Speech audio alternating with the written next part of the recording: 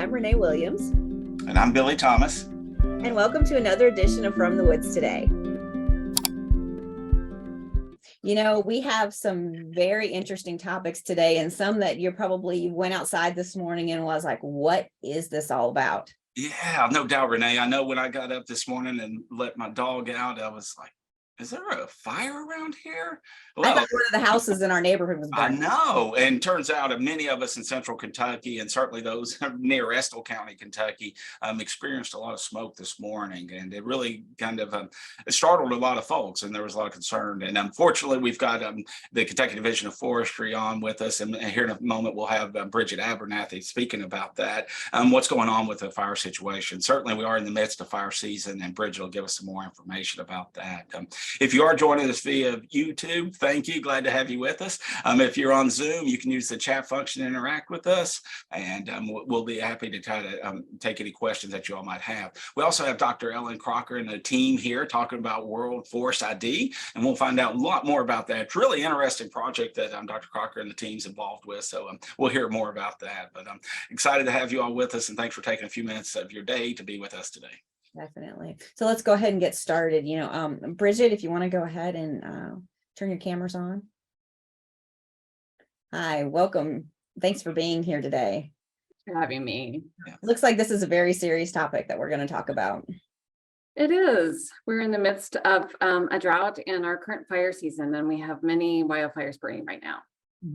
And so tell us a little bit about, you know, where the fires are, and, you know, because we're seeing them here. We're seeing the smoke and smelling it here in Lexington.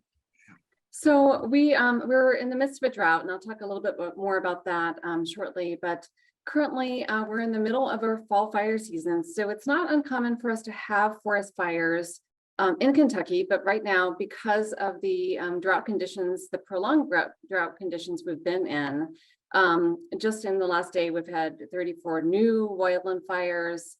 We have about 1,300 controlled acres amongst those fires. And they're scattered throughout the state, but most of them are concentrated in eastern and northeastern Kentucky. And so because of the way that the weather patterns are working, we're getting some of the smoke in central Kentucky. And so this morning in Lexington, for those who live there, they smelled smoke, they saw smoke. It was hazy when the sun was rising, and that is because some of those fires in eastern Kentucky are burning, and the smoke is blowing towards central Kentucky. Wow. Yeah. I guess folks may not realize just how far that can travel. Yeah, and it really does depend on the weather patterns. Some of the nearest fires are not that far away from central Kentucky, but we do have a couple of larger fires. The one in Estill County, actually we've had a couple in Estill County, but the one burning last night was a couple hundred acres, and that's about 45 miles away. So that is quite some distance, but we're, you know, feeling it and smelling it in central Kentucky. And Bridget, I mean, the Kentucky Division of Forestry is kind of like the lead agency right here in the state that deals with these wildfires. So that's right. We have 6 field offices scattered throughout the state, and we do have wildfire that occurs throughout the state, especially because of the drought.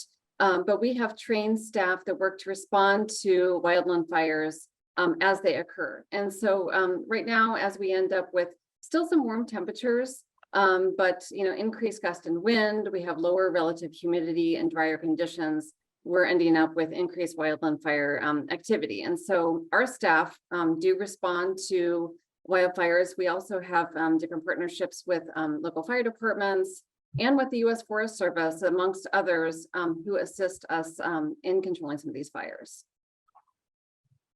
So tell us a little bit about the resources that there are out there as far as Kentucky Division of Forestry is concerned. So the majority of our fires are in eastern and northeastern Kentucky, like I mentioned. So we have staff from our Moorhead, Pineville, and our Hazard branch offices that are highly engaged in fire control, and that is during the day, but also at night. And so our resources are out there helping to control these fires, but we also have brought in other staff from different sections of the state. And so we have staff from our Madisonville office, which is all the way in Western Kentucky, Campbellsville and Frankfort offices who have gone over to Eastern Kentucky to help our other staff in Eastern Kentucky with some of these fires. Additionally, the U.S. Forest Service, which we of course associate with the Daniel Boone National Forest, they are helping with one fire in particular in Estill County. So they have been working with some of the aerial resources, such as helicopters, to have water drops in certain circumstances in Estill County. And we made the decision yesterday to also bring in some out-of-state resources to help, because we are, on the edge of being in an emergency where our fire activity is getting more extreme. And so we will have resources starting tonight coming in from Virginia, Mississippi, Arkansas, and Pennsylvania. Wow. How many counties is it in right now? Right now, it is in Eastern Kentucky. We have most of our counties engaged in one way or another. So we have at least 20 counties engaged in different wildfire activity. Wow. Folks got to be so careful this time of year, really throughout our fire seasons, Bridget. And I'm not sure the causes of any of these, but I know often these fires start by either, accidentally or negligence or whatever. Could you tell us a little bit about kind of those fire laws and maybe what people need to really be thinking about and during this time of year, especially? So in our fire seasons, we have one in the fall and one in the spring. And our fall fire season goes from October 1st through December 15th. And we have certain laws in place to help protect people and to protect our resources. And so the laws prevent individuals from burning within 150 feet of the woods between 6 a.m. and 6 p.m. And so the time period, after 6 p.m. is when the humidity is higher and there's a lower chance of fires escaping into wildlands. Most of the fires in Kentucky are human caused. That doesn't mean they're necessarily maliciously caused, but there are many ways that fires can start, and a lot of those are accidental. And so, there've been reports about, people throwing, cigarette butts out the window, and that's how different fires have started recently, as well as escaped campfires, escaped debris burning, and many other reasons. And so we have to be especially careful during this time. So our laws are preventing, hopefully, people from carrying out burning during essentially the daylight hours. But what we're also recommending on top of our fire season laws is that people refrain from any outdoor burning until we get some substantial rain. Because the humidity is so low, a lot of the relative humidity figures are in the 20% range. And so the fire activity is just extremely high and can spread rapidly with these low humidities. And it sounds like some tough conditions we're dealing with for sure. Right. And I wanted to mention also, on top of our fire season laws, a lot of counties have instituted local burn bans. So these are two different things. Our state laws really focus on a certain time period within our fire seasons, and local burn bans are issued typically by county judge executives. It can be by mayors and other city and county officials. And these are outright fire bans during a certain time period. So they're put in place on a certain day and lifted whenever conditions are better. And so right now we have many burn bans that are in place throughout the state. And we encourage people to visit our website, our Division of Forestry website, or our Facebook page to check for an updated burn ban map, because we have maps that show what burn bans are in place, so people are actually not allowed to burn at all in those counties, no matter what time of day during those periods. So what is the outlook for the next? Yeah. Should we start doing rain dances? Right. So I had mentioned the drought. We've been in a long-term drought for some time, and so despite the recent rain that we had, even several days ago, last week, it made some difference in a localized manner, meaning that for a few days, our wildland fire occurrences were lower. However, when we have some warm days, increased temperatures, stronger winds, lower relative humidity, we end up with more extreme fire behavior. And so over the next few days, we're expecting southeastern winds of more than 10 miles an hour, sometimes with bigger gusts from 10 to 15 miles an hour or more. We have these lower relative humidity outlooks that are between 15 and 20%. And in a lot of Eastern Kentucky, this is extremely low.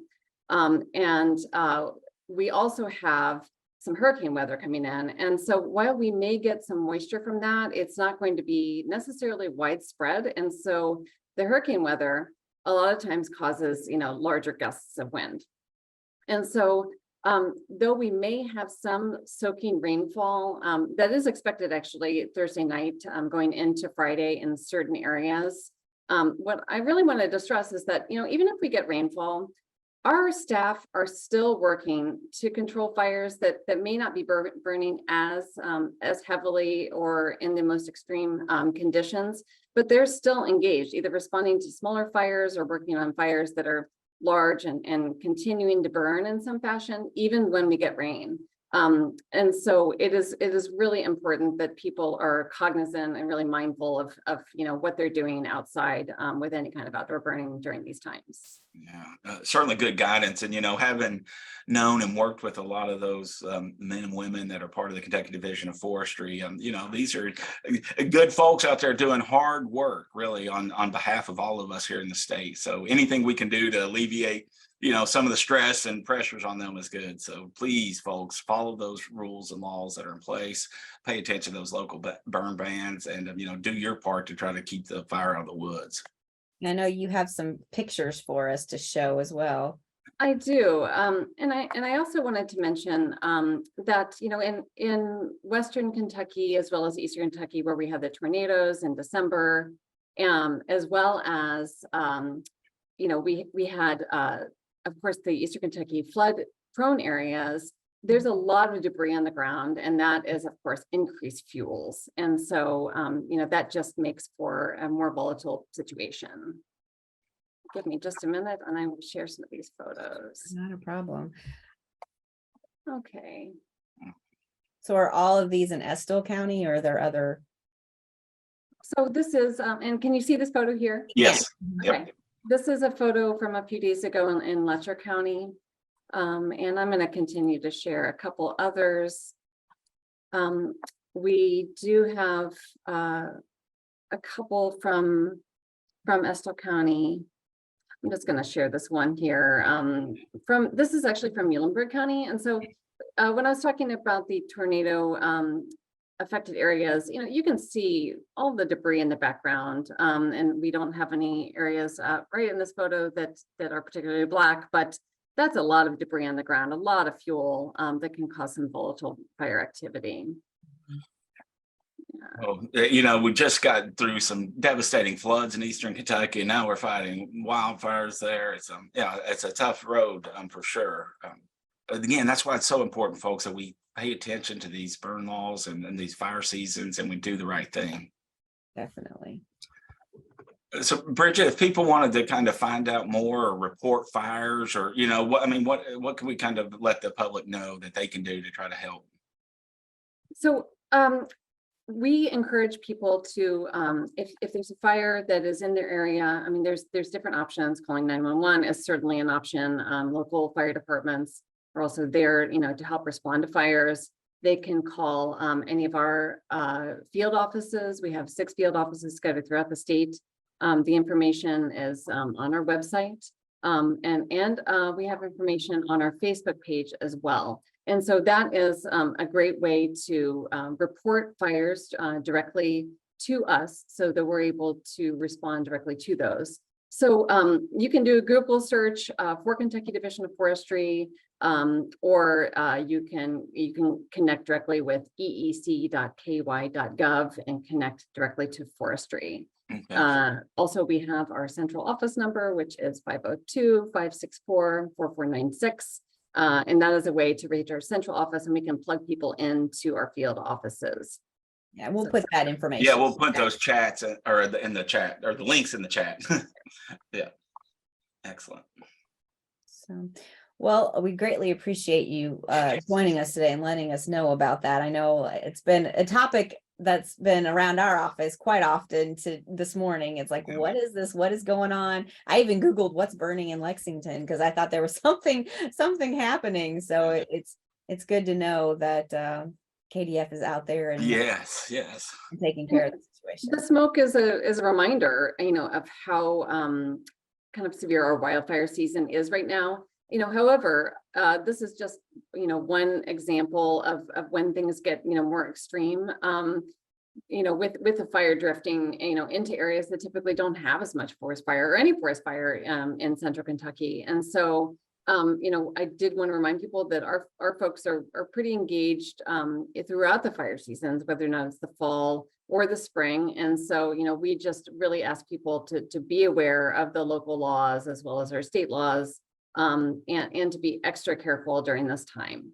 Yeah, that's good advice. And while we largely deal with more ground fires than the crown fires out west, those fires can still cause a lot of damage, right? Just because the trees green up the next year doesn't mean there wasn't any damage. And I think oftentimes people can kind of forget that, if it kind of comes back the next year, well, everything's okay, but maybe not. We really can be causing some problems out there long term.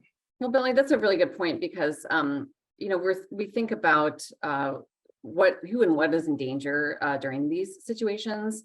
And of course, we want to protect our people, but we also are there to protect our resources. And so resources can come in many forms. Sometimes it's our property and it's certainly our forests. And so when trees burn, especially when we have very dry conditions, the fires burn hotter, the flame lengths are longer, so the fires get higher up into the trees, not just up on the ground level. And so there is damage to the trees. It can cause damage certainly to the smaller trees that don't have very thick bark, but also to larger trees. It can cause fire scars on them. It can cause damage to the wood and can affect their overall health, and can kill a lot of trees. And so I think that's a really great point that you make, is that these fires are short and long-term problems. They can be very damaging depending on the situation. Well, again, Bridget, thank you so much for taking some time out of your day. We know you're so busy right now, and a big thanks to you and all the folks at the Kentucky Division of Forestry for all you do to try to keep us and our woodlands safe. Thank you. My pleasure. You being on. All right. Oh man, that's tough stuff, Renee. It really is. We're you have the state, some of the state on fire, and where a lot of the state is already smelling it and seeing the after effects. And fortunately, each one of us can have a role in kind of helping to address this, right? Doing the right thing, following those rules that are in place, and certainly pay attention to burn bans in your local communities is absolutely critical. Definitely.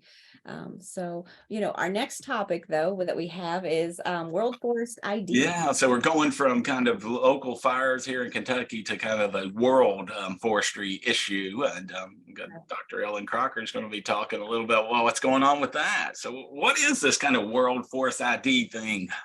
Wonderful. And I really appreciate, Bridget being on earlier and talking about this important issue that we're encountering right now in the state. But we're going to shift gears and talk about some of the research that University of Kentucky has been participating in with a group called World Forest ID that's trying to address kind of another major issue for our forests, something that can happen both locally and internationally, and that's global illegal timber trade. And so fortunately, the University of Kentucky has been a key partner in collecting specimens and pieces of wood to kind of build this research that's happening internationally to protect against some of that. So I'm going to invite Emily to bring her video on and tell us a little bit about World Forest ID and the work that they're doing. Emily, it's great to have you joining today. Welcome. Great. Thank you. It's nice to be here. Thank you so much. I have, there we go. Okay, I have a presentation I will show for anybody who is watching. Wonderful. And then Lee will talk about what the actual collections mean and have a video to show too. Okay, you can see the screen okay, everybody? Yes, we got you. Thank you. Okay, great. Thank you. And thanks for having me here again. Ellen mentioned the problems. We have all sorts of problems today. The problem that we're trying to tackle is illegal logging and deforestation, both locally and globally. So it's obviously a big, huge global issue. It's a bit complicated because there are different hotspots in different parts of the world and for different types of species or groups of species. Sustainable or well-managed forests need to be valued so they aren't converted into non-timber uses such as agricultural crops. What happens globally has impacts locally. We talked earlier that Eric and Darren, if there's questions about local issues specifically to Kentucky, they can chime in later. Forests can be a solution to climate change. Sustainable forestry or well-managed forests in the US and globally could be part of that solution and should be part of that solution. And the last bullet talks about US laws. So we have a law in the US that's in place that basically says that only legally harvested wood can be imported into the US. But the tricky part is that the documentation can be falsified. There have been some high-profile cases in the past where some very large companies were fined for importing illegally harvested or protected species back into the US. Some of them have to do with musical instruments or lumber or flooring, or even your school products, your paper products. The World Forest ID is part of the solution. So World Forest ID, just a little bit about our background, about where we came from. There's a consortium of large organizations which came together to address many of these problems. If you start with Royal Botanic Gardens Kew on the left, they're the ones who accession the samples and where the actual samples that we collect, the physical samples are where they're stored. Then there's FSC and ASI. FSC was mentioned earlier, the forest certification program. And ASI is the organization that accredits that certification program, basically to make sure that all the rules are being followed consistently amongst all the different certifiers and everybody globally.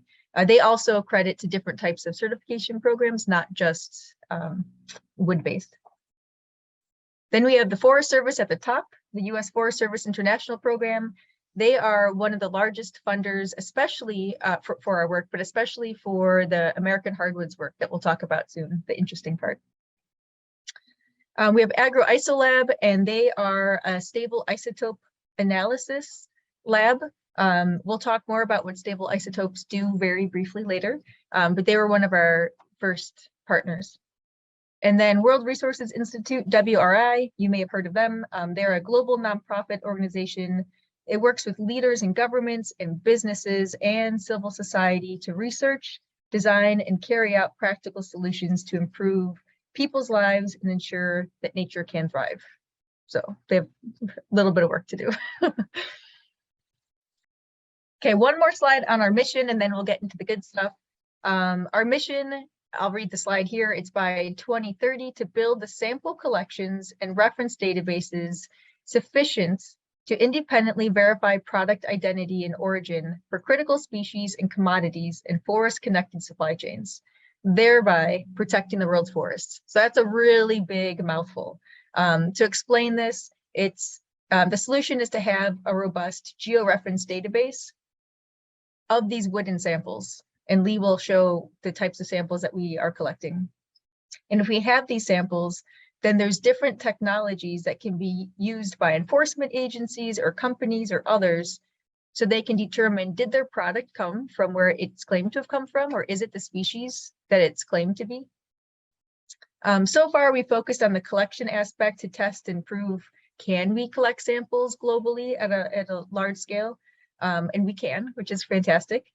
So we're still focused on the collections, but we're now also focusing on the analysis results because we need to have the results from these different types of technologies and proper data sharing agreements in place with the different labs. In case anybody's interested, some of the technologies, I'll just list them here, have to do with traditional wood anatomy testing through a microscope or DART mass spectrometry. Those can tell genus, species, or family. Isotope analysis, I mentioned earlier, that can tell origin. So you need to know the species first, but then it can tell the origin. There's also trace elements that we're looking into for origin. And then probably the most common one that we think about is genetics through DNA. Genetics can tell origin and species. So we're trying to collect enough reference material from these trees with georeference plots on the samples, so any of these techniques can be used by a suite of users. We have a public map. You can see the link at the bottom. It's the worldforestid.org webpage. It shows, a public map shows how many trees or plants have been sampled in each country. So you can see there's 662 right here in the US. That doesn't mean that those samples were collected right there where that dot is. It just means that there are 662 trees sampled in the whole United States. It's very important for the actual GPS coordinates to be known by some of the scientists, but we don't want to share that widely with public because there could be some issues. So you can see in Mexico, not right here in Mexico, but in Mexico, the whole country, there's been 208 trees sampled. So if you're interested, you can go there and click on the little yellow bubbles with the numbers and you'll see the list of species too. But to get into Kentucky and how this all started, World Forest ID originally worked closely with Ellen Crocker and the University of Kentucky back in 2017. I was introduced to Ellen through the group FSC Forest Management Certificate for small landowners. Some of you might be aware, University of Kentucky Extension Group coordinates to increase certification of well-managed forests, and this is one of their programs. So we first started collecting in 2017 with University of Kentucky, and then other FSC certified forest managers and the US Forest Service collected some samples too, just to see how hard is it to collect, what types of tools do we need. Then we expanded the last couple of years to collect specifically from white oak and yellow poplar distributed across Kentucky. The goal was to collect from 420 individual trees, and we've collected, we as in Ellen and Lee and the collection team, over 500 trees. That's fantastic. Now now the samples need to be accessioned at Q, and then the analysis results need to be shared. Because of the great success, we're looking into 2023 and on, it'll be a multi-year project. We're expanding to collect from the full growing range of the 11 most commonly traded Eastern US hardwoods. The trees are listed here in case you're interested in what they are. I think the most interesting part of this is why are we doing this? What's the end goal? So the end goal is to be able to determine if the wood imported back into the US, which is claimed as being our American hardwoods, is in fact from the US. Perhaps we can get down to the state or regional level or even a smaller level, concession level, but that depends on the number of georeference samples and the different technologies. I'm going to pass it on to Lee, who you can introduce yourself and show the different types of collecting techniques and the kits used. Thank you. Hello, everyone. If you all can hear and see me, my name is Lee Grace. I do much of the collection process here with the University of Kentucky for the World Forest ID. So I started on this project just a little bit more than a year ago, and we've gone through several techniques and methods and troubleshooting of how to collect the wood samples exactly for the World Forest ID. We have used different things, a manual hand drill called an increment bore, which I will show a video of. And we've also used a power drill that we also collect samples with. And more often than not, we typically use a combination of those. So what we do is we have these specialized kits, which you can see in the slide there, with straws as well to put the wood samples in, and then barcodes, and then information we can write down the specifics of what kind of species it is and where we collected it and the date. We also have a fantastic app developed by the University of Tennessee where we put in all this information as well. And it's quite handy. It automatically tracks our GPS locations. So For every tree, we write down all this information. We put it into the World Forest ID app. Some people may have used Tree Snap. It's a similar app for tracking other kind of trees here in Kentucky. So for the increment borer, let me see if I can share my screen. I'll show you how we collect samples. Yeah. So the first thing we do is, and you'll see this in here, is that we take the diameter breast height. That just helps us measure the tree as far as the diameter. And then you'll see we record the information. As I was saying, we make a paper copy of everything we record as well as in the app. We assemble the drill there. So it has it has handles that we put it in, and then we push it against the tree and rotate the drill in there. Between every tree, we sanitize it. That's just in case there are any diseases that might be spread from tree to tree. It can be quite a lot of work, especially in some of these harder trees.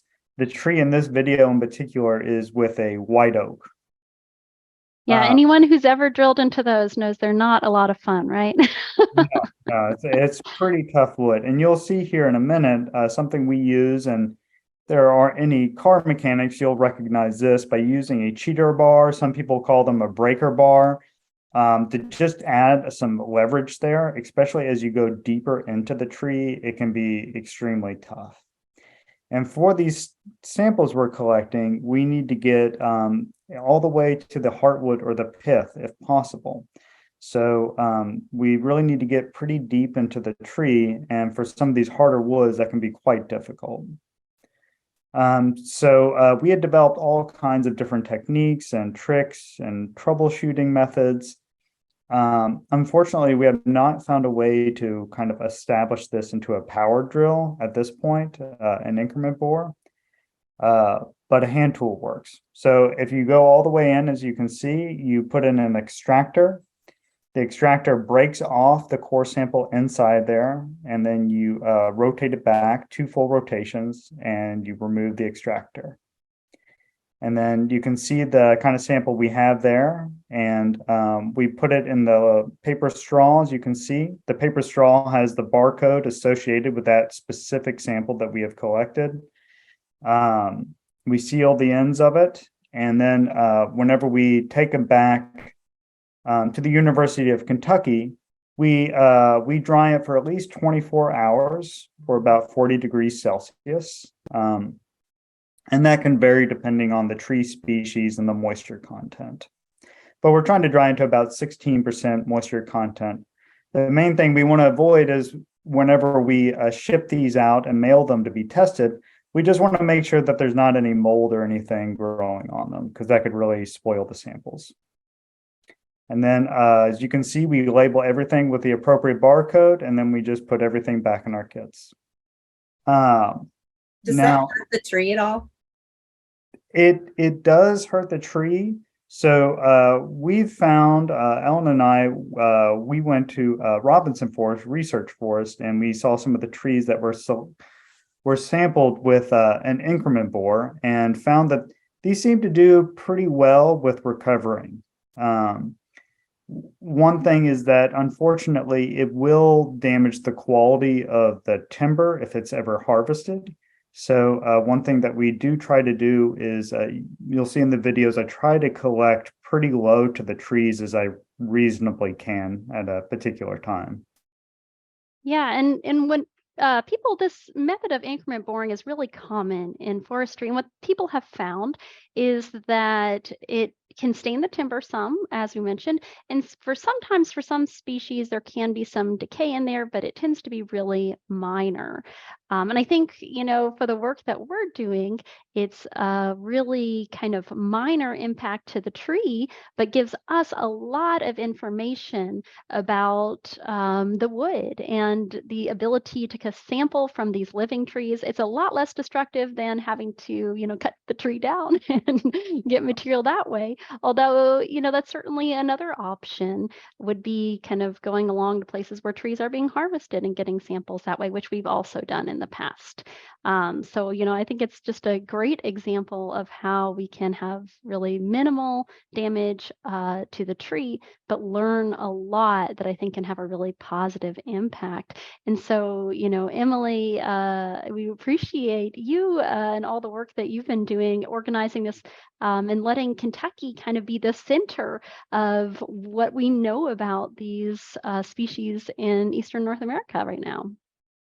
And Lee, I know that you've piloted a lot of different methods and ways of doing this. So you showed us one of them, but you've also tried out other ways of doing it, right?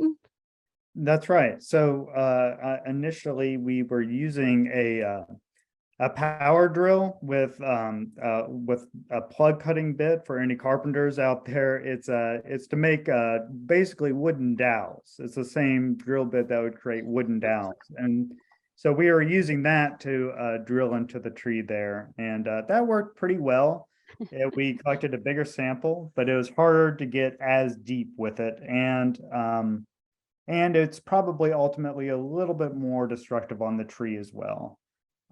So right now, for our next stage, as Emily has discussed, we're kind of we're a little bit undecided about our next methods on which to go with, either an increment bore or a drill bit. So we're still testing things out a bit. And there's And I larger, oh, go ahead, Ellen.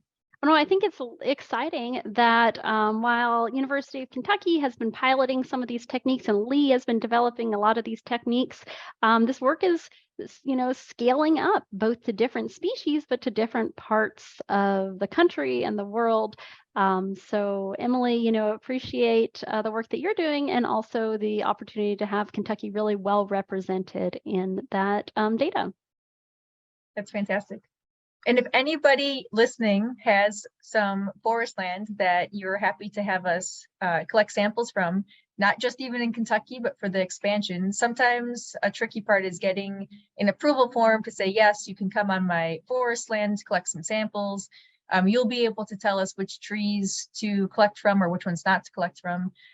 So you can help explain what works and doesn't. But if you're interested, contact Lee and we'll put his email address in the chat afterwards. Yeah, and that would be great. It would be definitely a way to help contribute to this project on a bigger scale. All right. Well, thank you very much for letting us know about that. Very interesting project. Interesting project.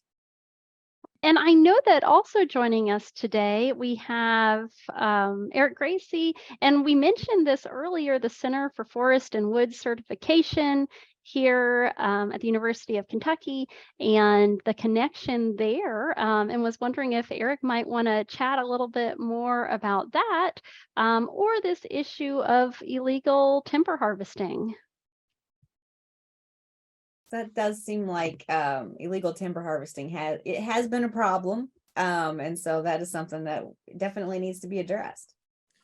Yeah, that's anything that can help. I think people probably in the public don't realize how big of an issue it is, not just globally, but on local levels.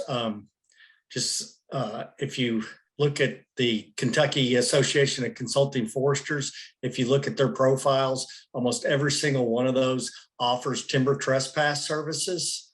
There are laws on the books that if timber is illegally harvested, it can be up to 3 times the value of that timber. The problem that I've seen in my experience is a lot of times those penalties are pursued through a civil process instead of a criminal process. So it can be very difficult for landowners to recoup the value of their timber because of, the old, you can't get blood out of a turnip type deal. But my time with, when I was managing the state forest, we suffered some timber theft on probably every 2 to 3 year basis in different parts of the state. Some was pretty significant.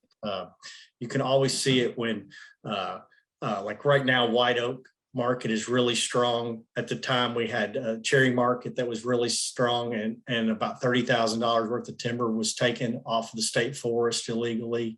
So it's out there. I've heard some horror stories in my times when I was doing timber harvesting compliance, where we have a lot of absentee landowners and they would show up and their timber was missing. So I'm glad to see some work done on it. Anything we can do to curb the problem is great, is a great service. So. Yeah, no doubt. Really interesting work. You know, if you are a woodland owner, especially an absentee owner, make sure you know your neighbors and you got somebody keeping an eye on that property pretty regular for you. Definitely.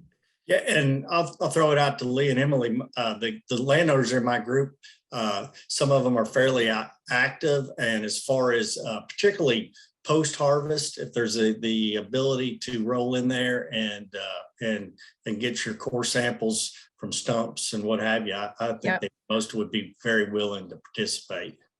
Fantastic. That's almost the best situation, because we can get a bigger sample. The tree's already cut. We're not damaging it. Right. So that's perfect. Thank you. Yeah. Well, Lee, when you take samples, have you had any trouble or anything strange that has happened, or? Never, no. Never. Always goes perfect, right? Oh, no, I mean, of course, we've had drills get stuck into the trees. We've had all kinds of crazy weather, very cold conditions. We were actually collecting samples in Eastern Kentucky the week of the flooding. Oh. So that was a pretty wild experience, as you can imagine. Mm-hmm. So we actually had to cut our project short because the sites we were supposed to go to, the roads were flooded, so we couldn't even get there. Wow. And I think one of the most interesting things about being a part of this project is that, you know, while we're doing this in Kentucky, there are partners doing it in the Amazon and doing it in the Congo, and, you know, all over the globe, this sampling is happening. Emily, do you want to talk a little bit about kind of the scope there, or any really exciting expeditions you've got going on? Yeah, that sounds great. One interesting thing that Lee has witnessed with me collecting, and then also in Africa in collecting, we've seen videos where you take the drill or the increment bore out of the tree, and then you hear this audible like whoosh. So we're not quite sure what that is. We think the tree might have been decaying and it was releasing some gas inside. We're not sure, but we've seen it in multiple places for different species. So there's always interesting things that we're noting in the app. We do have 3 main coordinators with World Forest ID collecting samples and overseeing the sampling. We call them expeditions. One is focused, one's focused in South America, South and Central America. We have a lot of samples down there.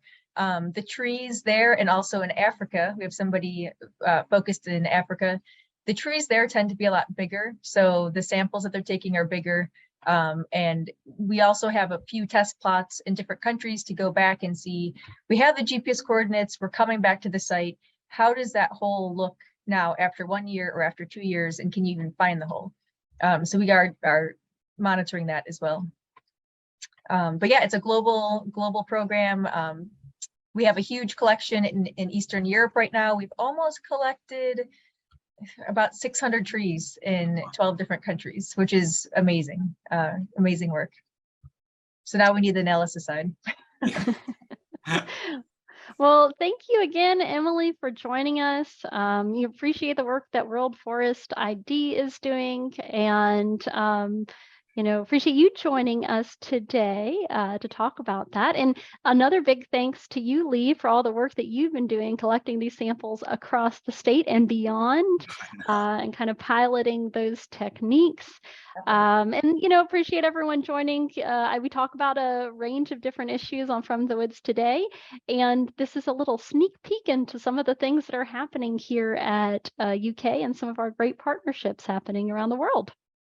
Wonderful. Thank you all for joining us. We appreciate you being on. Yeah, very informative and very interesting, with big implications for sure on the global stage. So Excellent.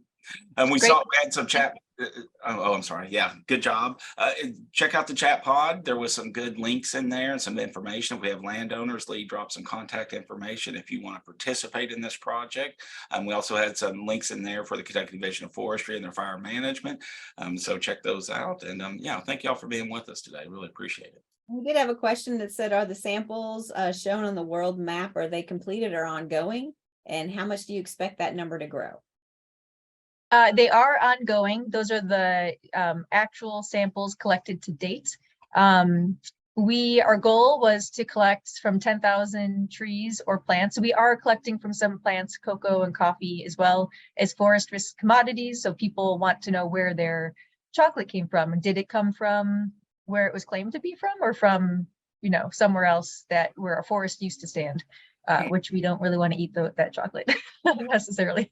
So yes, it is ongoing. We have reached our goal of 10,000 samples this year, and we are reevaluating where to collect next year and how fast or slow to collect, and to get better samples, bigger samples as well. So And yes, it is ongoing.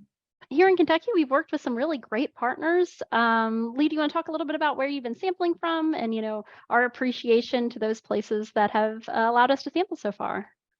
Sure. Yeah. So it's been fantastic. We have visited pretty much every region of Kentucky you can just about think of. We have gone to the far western Kentucky, beyond the land between the lakes. We've gone to far eastern Kentucky, then to Jenny Wiley State Park, and kind of everywhere you can think in between. We've gone to wilderness or wildlife management areas, state parks, national parks, state forests, national forests. We've seen private landowners. We've been kind of everywhere, and much appreciation to all those organizations I just mentioned.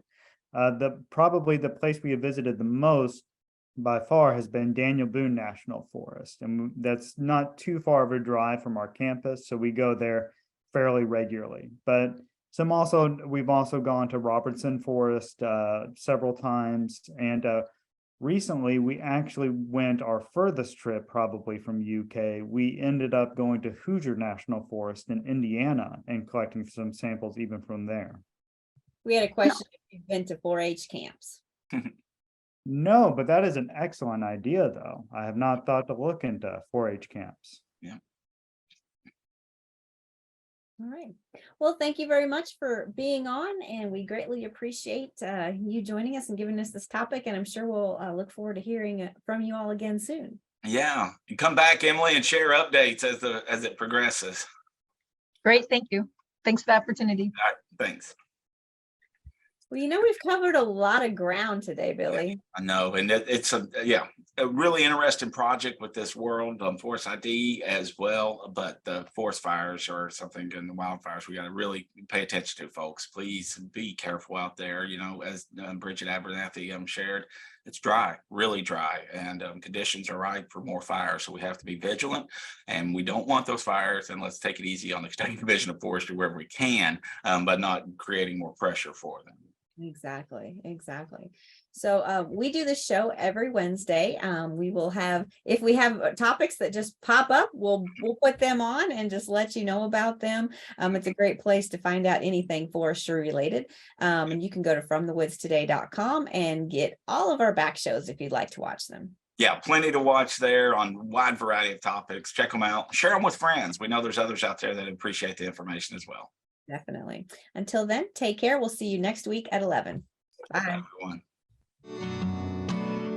From the woods today.